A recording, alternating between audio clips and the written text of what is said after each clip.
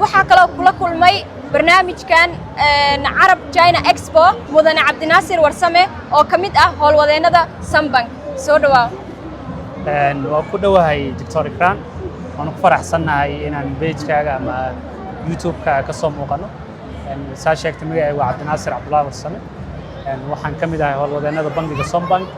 waxaana bandhigan ku matalayaa bangiga Sambank iyo xawaalada Tawakkal Express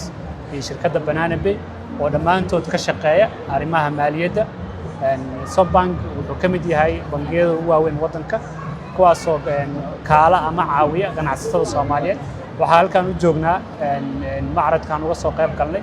inaan ganacsatada Soomaaliyeed uga faa'iideyno fursadaha ka jira maaragtay waddanka China gaar ahaan qaabkii maaragtay uga faa'iideysan lahaayeen lacag soo dirista iyo arrimaha la xiriira trade finance sida letter of credit-ka iyo letter of guarantee sidoo kale waxaan halkaan kula kulnay shirkado badan oo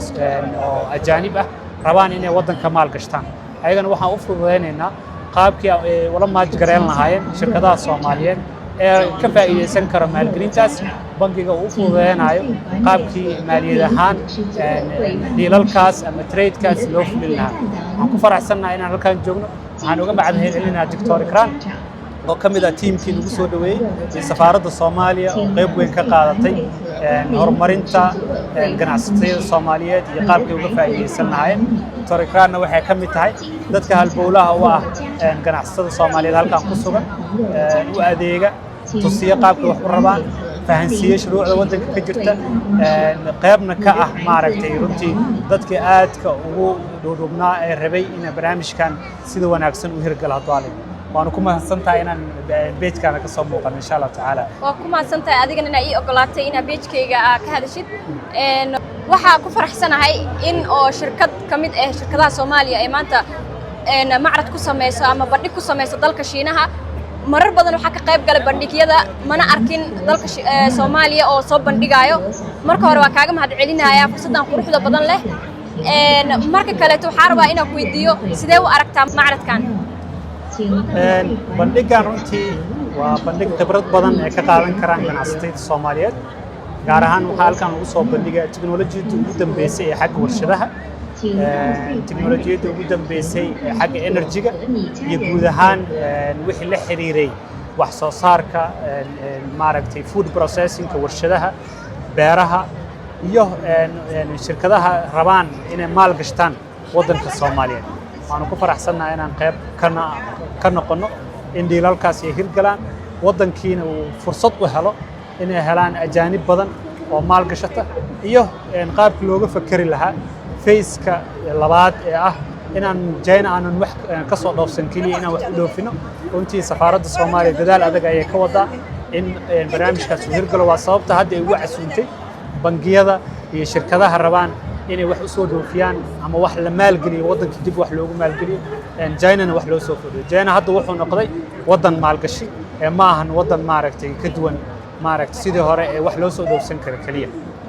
okay maadaama oo maalgashi aan ka hadashay ganacsatada Soomaaliyeed maxaa ugu baaqaysaa runtii ganacsatada waxaa la joogaa waqtigii ay ka fakari lahaayeen in value added service oo ku soo kordhiyaan waddanka gaar ahaan shirkadaha Soomaaliyeed inay qayb ka noqdaan waxyaabaha ay soo saarayaan inay standardka iyo quality-ga ay ka fakaraan inay packaging suubiyaan branding-kii ay suubiyaan ay ka fakaraan qaabkii waddanka wax uga dhoofin lahaayeen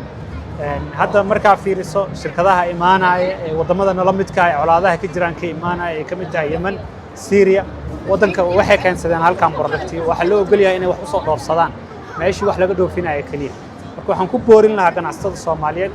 in dhankii warshadaha ay xoogga saaraan productyadeena qaabka loogu diyaarin lahaa in adduunyada kale loo suuq geeyo ee ka noqoto qayb ka mid ah productyada halka aan ku soo bandhigayno in adeegyo iyo maaragtay sheeg productyo Soomaaliyeed halkaan aan ku iibino inaan ka helno insha Allah taala sanadka soo socda aad ugu mahadsantahay wareysiga qiimaha badan aana siisay soo dhawaad Okay sir, what do you think this expo? I think this expo combines a lot of exposures to Arab countries and also the Chinese businesses, and it's a matchmaking event that anyone interested to buy from Arab countries or maybe any Arab businessman who want to buy from China, this is the place he can get, what he's looking for. It combines a lot of different, variety of businesses, from logistics and energy, especially green energy, the solar systems, all that related issues is here today. And he can, anyone interested for these deals, he can contact the direct manufacturers who are here today. This is a big opportunity for all of us. Okay, thank you, sir. Can you try our Chinese food in this case? Yes, well, I was here, I've tried different cuisines and menus, Chinese food, especially the halal restaurants.